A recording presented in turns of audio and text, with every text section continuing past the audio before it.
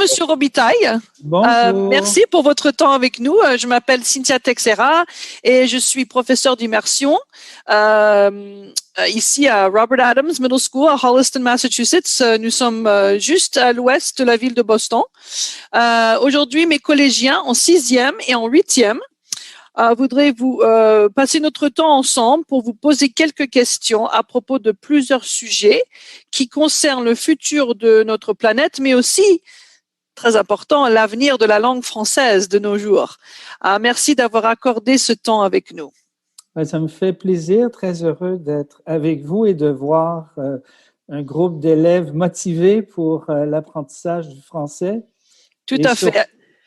Alors, mes élèves, ils ont commencé à faire le français, à suivre des cours de français à partir de l'âge de 5-6 ans. Mm-hmm. J'ai déjà eu l'occasion de converser avec quelques-uns d'entre eux pendant l'attente et j'ai noté qu'ils parlaient très bien français. Donc, ils ont un bon professeur. Merci, mais c'était pas moi. Je les ai accueillis comme ça. Bon. Voilà, donc on va commencer avec Taryn. Il va vous poser la première question. Oui. Bonjour, Monsieur Robitaille. Bonjour. Je suis Taryn Kras, je suis en 8e année. Mm-hmm. Et, je vais te demander 2 questions. Tu peux répondre quand tu veux. Quel est le rôle du Centre de la francophonie dans les Amériques, des Amériques, pardon? Oui, alors le Centre de la francophonie des Amériques existe depuis 2008. Il a été créé par le gouvernement du Québec, donc nous sommes en opération depuis presque 14 ans. Et notre but est de promouvoir la langue française et surtout de créer des occasions pour pouvoir créer des rencontres entre les différentes communautés francophones des Amériques, il y en a plusieurs, et d'organiser des activités, d'appuyer les professeurs dans leur travail à travers des ateliers de formation et créer des occasions pour les étudiants comme vous de pouvoir rencontrer d'autres étudiants et de pouvoir s'exprimer. Nous organisons régulièrement des concours pour les étudiants, j'en parlerai tout à l'heure. Et il a juste une deuxième partie de sa question. Oui, alors vas-y pour la deuxième personne, ça c'est Taryn, hein? C'est juste la deuxième partie de sa question. OK, oui. Vas-y Taryn. La deuxième partie, c'est comment est-ce que le gouvernement québécois vous soutient? Alors, le gouvernement du Québec nous donne une subvention de 2,2 millions de dollars par année pour réaliser nos activités. Et nous avons également, dépendant des activités, d'autres revenus qui viennent de partenaires qui s'intéressent à nos actions. Mais la très grande majorité de l'argent qui nous sert à faire nos actions vient du gouvernement du Québec et c'est 2,2 millions. Notre siège social est dans la ville de Québec. Vous savez que le Québec, la capitale de la province de Québec, c'est la ville de Québec. Et il y a 14 personnes qui travaillent au Centre de la francophonie des Amériques. Merci beaucoup pour ton temps. Bienvenue. Bonjour, monsieur. Bonjour. Je m'appelle Arine et je suis en 6e année. Mon question pour toi est comment est-ce que vous pouvez influencer le reste du monde avec ce que vous faites? Alors, ce que nous voulons faire pour la francophonie des Amériques, tout d'abord, c'est en faisant reconnaître l'existence de nombreuses communautés francophones dans les Amériques. Vous savez qu'on parle français au Québec et dans toutes les provinces canadiennes. Il y a des communautés francophones. Vous, en Nouvelle-Angleterre, lors du dernier recensement, le US Census, 200 000 personnes en Nouvelle-Angleterre ont dit parler français à la maison. Donc, c'est beaucoup de monde. Il y a des francophones en Louisiane, il y en a à New York, il y en a beaucoup à Miami. Il y a presque 500 000 francophones à Miami et beaucoup en Amérique latine également.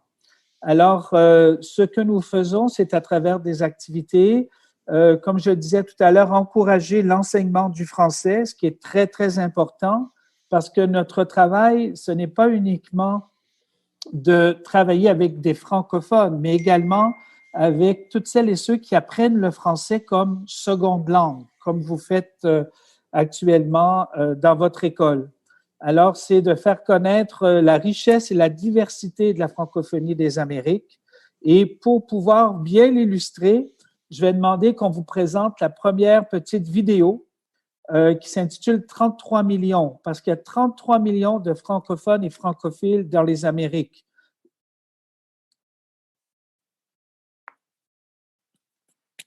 Est-ce que vous avez le son pour la vidéo? Un instant, je suis en train de... Oui. Dites-moi si vous entendez. Oui. En Amérique, on peut entendre les langues autochtones, l'anglais, l'espagnol, le portugais, le créole et évidemment le français. Tout comme son continent, la francophonie des Amériques est belle, vaste et diversifiée. Saviez-vous que partout au Canada, on peut étudier en français de la garderie à l'université? On retrouve d'ailleurs plus de 20 universités francophones d'un océan à l'autre. La culture francophone y est aussi célébrée dans de nombreuses fêtes et festivals, même jusqu'à Saint-Pierre et Miquelon. Au 19e siècle, les Canadiens français ont traversé la frontière du Sud en si grand nombre qu'on y retrouve aujourd'hui des millions de leurs descendants. Il y a plusieurs villes majoritairement francophones en Nouvelle-Angleterre. On redécouvre la valeur économique du français en Louisiane et on retrouve de nombreuses populations francophones à New York, en Floride et jusqu'en Californie. D'est en ouest, le français résonne. Dans les Caraïbes, c'est plus de 9 millions de personnes qui s'expriment en français. Les festivités culturelles sont nombreuses, soulignant à la fois leur héritage français et créole. Plus au sud, en Amérique latine, savez-vous que le français est la deuxième langue étrangère la plus étudiée? Son enseignement est obligatoire au Costa Rica, alors que c'est au Brésil qu'on retrouve le plus grand nombre de francophones. Au-delà de l'éducation et de la culture, il y a des commerces, entrepreneurs, restaurateurs et industries qui offrent des services en français d'un bout à l'autre des Amériques. Mais la francophonie des Amériques a encore des défis à relever. Partout, la demande pour apprendre le français dépasse l'autre. On manque d'écoles francophones, d'écoles d'immersion et aussi de professeurs. Ensemble, communiquons, vivons, travaillons pour faire rayonner cette francophonie des Amériques. Nous sommes Québécois, académiques, Franco-tico, franco-ontariens, haïtiens. Nous sommes la francophonie.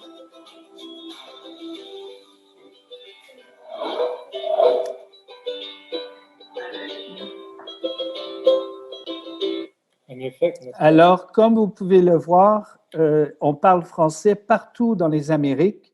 Et ce qui est intéressant de savoir pour vous, c'est que vous n'êtes pas seul à apprendre le français aux États-Unis, par exemple. Aux États-Unis, il y a des écoles bilingues, des écoles d'immersion et des écoles où le français est enseigné comme langue seconde.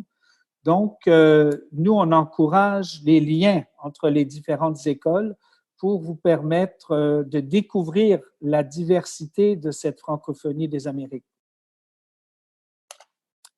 Donc, je suis prêt pour une autre question. Super, merci beaucoup.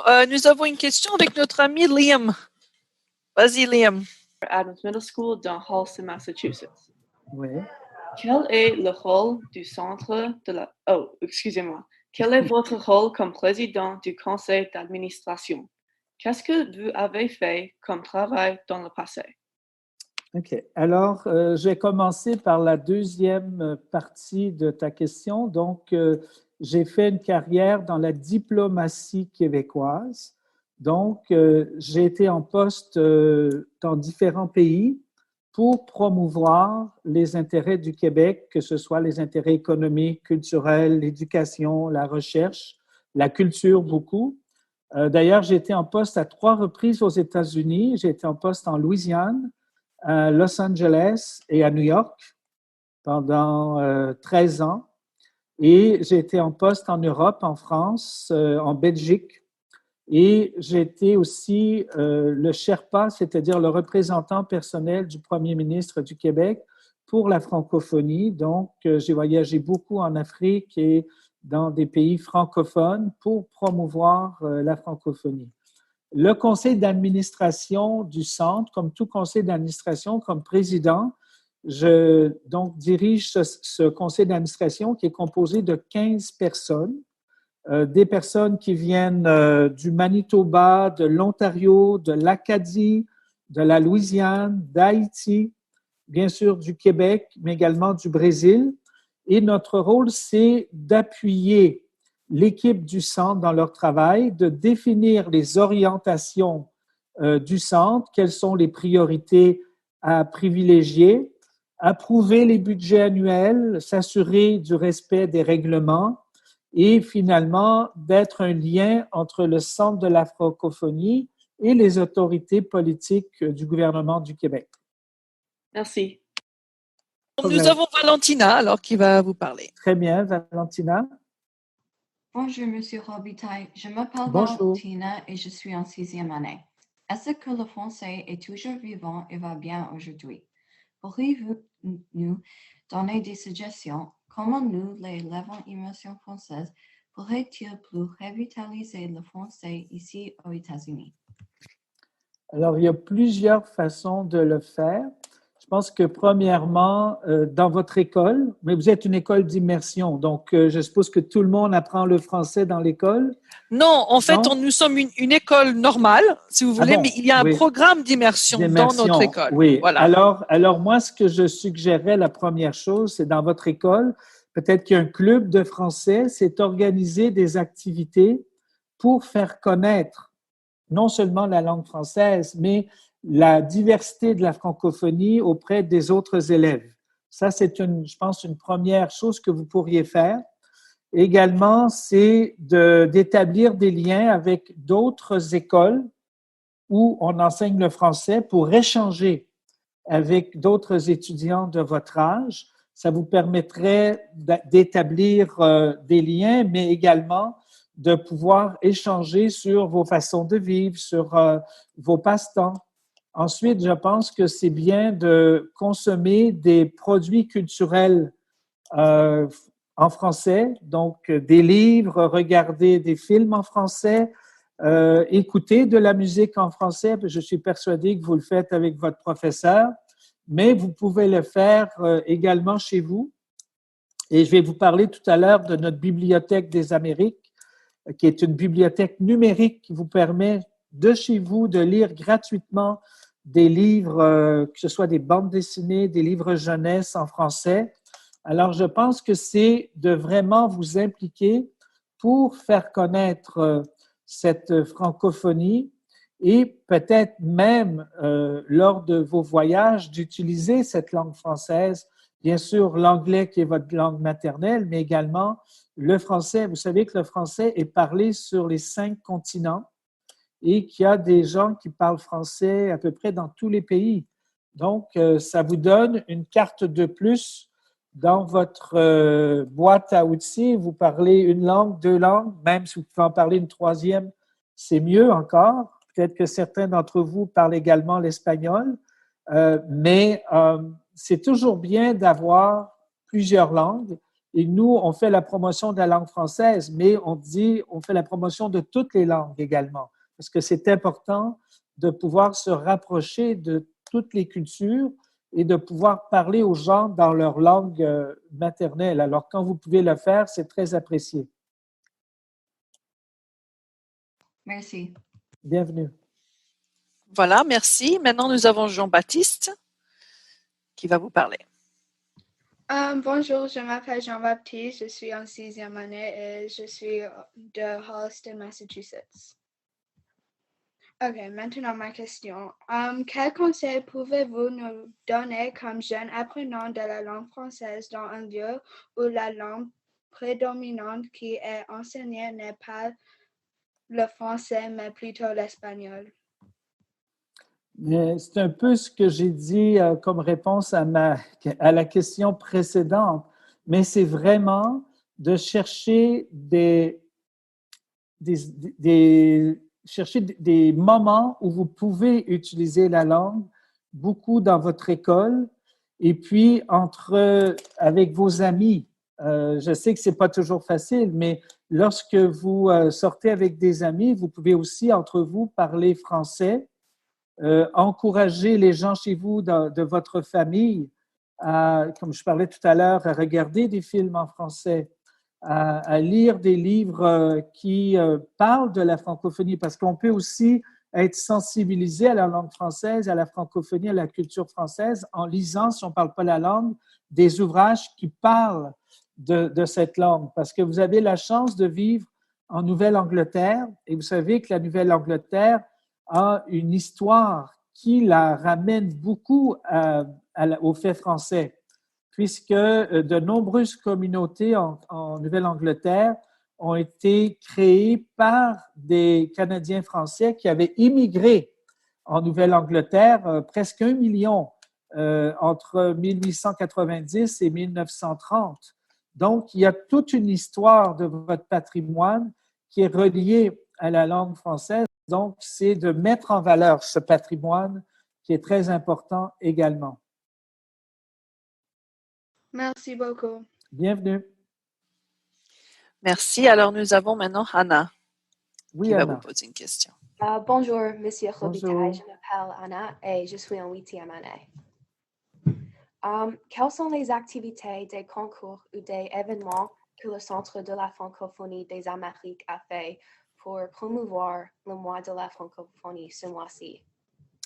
Alors, si on veut, on va passer les diapositives que j'ai préparées pour vous présenter le type d'activité qu'on fait. Alors, vous rappelez qu'on est 33 millions de francophones, 10 millions au Canada, 11 millions aux États-Unis, 9,7 millions dans l'espace Caraïbe et 2,8 millions en Amérique latine. Là, on parle de francophones et francophiles, donc des gens qui n'ont pas nécessairement la langue française comme langue maternelle, mais qui peuvent l'apprendre comme langue seconde ou qui l'ont appris pour le plaisir. Donc, comme activité, la première qu'on offre, c'est la Bibliothèque des Amériques. Donc, cette Bibliothèque des Amériques, il y a 15 000 livres numériques qui sont disponibles gratuitement quand vous allez sur le site de notre Centre de la francophonie. Et ce sont des ouvrages que vous pouvez lire sur votre ordinateur ou votre portable. Et il y en a pour vraiment tous les goûts, tous les âges. Donc, c'est une première activité qu'on offre et pendant le mois de la francophonie, nous avons ajouté des nouveaux livres numériques en prêt. Donc, ça, c'est quelque chose que vous pouvez utiliser. C'est génial. Je viens justement de le partager avec mes élèves sur leur Google Classroom. Oui, parce que c'est très intéressant et vous pouvez vraiment vous habituer à lire en français. Vous le faites de chez vous. C'est en numérique et c'est gratuit. Ensuite de ça, on a des concours, effectivement. Et le dernier qu'on a fait, c'est ma minute francophone. Votre école aurait pu, ou vous individuellement, participer à son concours. Il y avait plusieurs prix. Ces concours-là, celui-là, on demandait aux enfants, aux étudiants d'exprimer qu'est-ce qui les attire dans la langue française. Et on a reçu 240 vidéos provenant de 21 pays. Et il y a eu 16 lauréats qui se sont mérités chacun 500 $. Alors, je vais vous montrer maintenant une petite vidéo. C'était 1 minute et demie, la vidéo, et c'est une école de Québec qui a fait cette vidéo sur leur plaisir à apprendre la langue française. Donc, si on peut présenter la vidéo, s'il vous plaît. Et on va revenir aux diapositives après. Oui, un instant, s'il vous plaît. Oui. Alors, c'est une chanson qu'ils ont créée sur leur amour de la langue française. Il y a des élèves, maintenant, on peut faire des maths.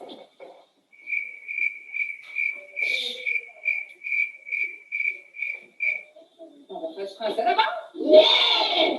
Donc, nous avons décidé de faire une chanson sur nos apprentissages en français. C'est notre grande fierté. On l'a mis et on l'écrit, on l'a mis pour la garder, il ne faut pas la cacher. C'est notre langue préférée, les participes passés, les accorder, ça s'excuser, c'est compliqué, mais faut pas lâcher les exceptions.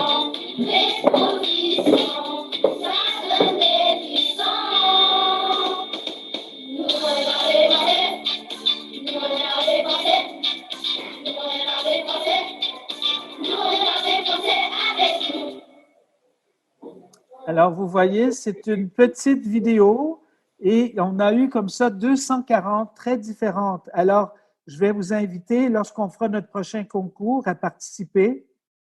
Et il y a beaucoup de prix. Souvent, ce sont des prix qui sont plus importants, de 2 000 à 3 000 qui vont à l'école pour pouvoir organiser des activités dans vos classes de français. Alors, il y a toutes sortes. Il y a un concours qui s'appelle Anime ta francophonie. Il y en a d'autres que c'est pour faire du slam. Alors, c'est très varié. Donc, ça, c'est un exemple d'activité qu'on fait plus jeune. Donc, ça pourrait être pour vos frères, vos sœurs qui sont plus jeunes. Alors, il y a des livres audio gratuits qui sont lus par les auteurs. Ce sont des contes qui sont racontés, qui durent 10-15 minutes. Donc, ça aussi, ça se trouve sur notre site et c'est gratuit. Ensuite, on a pour les plus vieux, donc notre forum des jeunes ambassadeurs de la francophonie. Quand vous serez un peu plus vieux, c'est de 18 à 35 ans. On fait venir, soit au Québec ou ailleurs dans la francophonie canadienne, des jeunes pendant 8 jours qui apprennent à se connaître. Ils viennent des États-Unis, d'Amérique latine, de toutes les provinces canadiennes. Et c'est un programme d'engagement citoyen. Également, nous avons toujours pour les jeunes un peu plus vieux, notre Parlement francophone qui est organisé à tous les 2 ans pour permettre à des jeunes de vivre une expérience dans une institution parlementaire. Et nous avons également une université d'été. L'université d'été se tient également tous les 2 ans. C'est la prochaine diapositive. Et, ah non, elle n'est pas là, mais l'université d'été va se tenir l'an prochain en Louisiane. Donc, pour le mois de la francophonie, si on va aller un peu plus bas, après le mois de la francophonie, on a organisé une conférence c'était le 24 mars sur les francophones au pays de l'oncle Sam. C'était des gens qui expliquaient l'origine de la présence canadienne-française aux États-Unis. Nous avons, ça aussi c'est très intéressant pour vos étudiants, récits historiques des Amériques. Donc, ce sont des chansons et des petites capsules qui vont durer 10 minutes, qui présentent des personnages de l'histoire de la présence francophone dans les Amériques.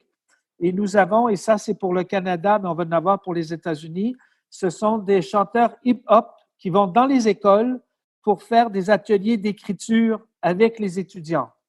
Donc, toutes nos activités sont des activités très concrètes pour animer la francophonie et s'assurer que vous pouvez vous amuser tout en apprenant la langue française. Et il y a beaucoup d'autres activités, mais quand vous allez sur notre site, vous pouvez les voir. Oui, la question c'est, quels sont vos projets pour le reste de cette année? Les projets pour le reste de cette année, nous organisons un grand rassemblement au Québec, qui va être un rassemblement virtuel à cause de la pandémie, pour favoriser le rapprochement des francophonies canadiennes. Donc, au Canada, vous savez, il y a 10 provinces, 3 territoires. Le Québec est une des provinces et on veut qu'il y ait plus de liens entre les communautés francophones. Le Québec est la seule province où le français est la langue officielle et où il y a une majorité de personnes qui parlent français. Il y a 80% des gens qui vivent au Québec. Au Québec, il y a 8,2 millions d'habitants. 80% sont des francophones. Et dans les autres provinces, il y a des communautés francophones, mais qui vivent en situation minoritaire, c'est-à-dire qu'ils ne sont pas majoritaires. Et on veut créer un rapprochement pour qu'il y ait plus de solidarité, pour qu'il y ait plus de dialogue, pour favoriser cet engouement et cet appétit pour la langue française. Très bien. Très clair. Bonjour, Monsieur Robitaille. Je m'appelle White. Je suis en 8e année. Et mon question ici est, on a vu que vous avez été décoré comme officier dans la Légion d'honneur en 2017. Qu'est-ce que cela signifie exactement d'être un officier dans la Légion d'honneur et comment est-ce qu'on peut l'obtenir? Alors, la Légion d'honneur, c'est la plus haute distinction, décoration honorifique offerte par la France. Il y a d'autres distinctions comme chevalier des arts et lettres, chevalier culture, il y a d'autres domaines. Mais la Légion d'honneur, c'est la décoration qui est la plus haute. Et il y a différents grades. Donc, on peut être chevalier, officier, grand officier. Et moi, j'ai été décoré de grand officier de la Légion d'honneur. C'est décoré, je veux dire, c'est donné soit à des militaires ou soit à des personnalités qui se sont distingués et qui ont rendu des grands services à la nation française. Et moi, j'ai reçu le grade d'officier de la Légion d'honneur quand j'étais le délégué général du Québec à Paris pour le travail que j'ai fait pour la coopération franco-québécoise. Ensuite, également pour le travail que j'ai fait en tant que représentant personnel du premier ministre pour la francophonie auprès de l'Organisation internationale de la francophonie. Et troisièmement, parce que j'ai créé à Paris le groupe des ambassadeurs francophones qui sont en France et j'étais président de cette organisation-là. Alors, comme je savais que vous alliez poser la question, j'ai apporté la médaille. Alors, vous pouvez voir la médaille. C'est cette médaille, donc, qui est la médaille d'officier de la Légion d'honneur.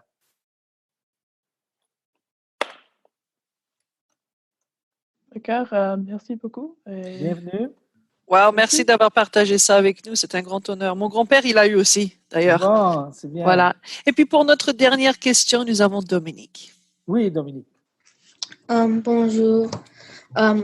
Pensez-vous que le français québécois est assez promu aujourd'hui et quelles sont les façons de promouvoir une langue, une culture, un accent particulier? Alors, moi, je pense pas qu'on doive promouvoir un accent. C'est-à-dire qu'il faut promouvoir la langue française et chacun parle la langue française à sa façon. Je vais donner un exemple avec l'anglais, par exemple. L'anglais que vous parlez au Massachusetts est différent de l'anglais qu'on parle au Texas, de l'anglais qu'on parle, je veux dire, à Washington, de l'anglais qu'on parle en Angleterre. Hein? Les Anglais d'Angleterre ne parlent pas. Alors, le français, c'est la même chose. Et ce qui fait la beauté et la richesse de la langue française, c'est justement les différents accents et les cultures qui sont différentes. Parce que la façon dont on parle français, c'est tout d'abord en fonction de notre entourage et en fonction de notre héritage linguistique. Donc, les Québécois vont parler d'une certaine façon, et même au Québec, si on est à Montréal ou à Québec, au Lac-Saint-Jean, on parle de différentes façons. On va parler différemment en Ontario, en Colombie-Britannique, en Belgique, en Suisse, en Afrique. Alors, ces accents-là sont très riches et moi, je me dis, tu n'as pas à apprendre un accent. Tu apprends le français. On apprend tous le même français à l'école, mais la façon dont on le parle, c'est en fonction de notre entourage et de l'endroit où on vit. Et il faut être très respectueux de cette langue et de la façon dont on le parle. Et également, je vais prendre l'exemple, par exemple, d'Haïti. En Haïti, on va parler français, mais on parle également le créole. Alors, il ne faut pas dire on parle français, on oublie le créole. Non, on parle le français, mais il faut mettre en valeur également le créole. En Afrique, dans un pays comme le Sénégal, il y a plusieurs langues. Alors, ils vont parler français, mais il y a le Wolof, il y a une multitude de langues. Donc, l'idée de la promotion de la langue, c'est dans le respect des autres langues, premièrement, et on ne fait pas la promotion d'un accent, on fait la promotion de la langue, mais on le parle différemment dépendant des endroits où on se trouve. Alors, c'est ce que moi j'encourage pour la richesse de la langue, c'est de pouvoir découvrir ces cultures différentes avec leurs habitudes, leurs expressions.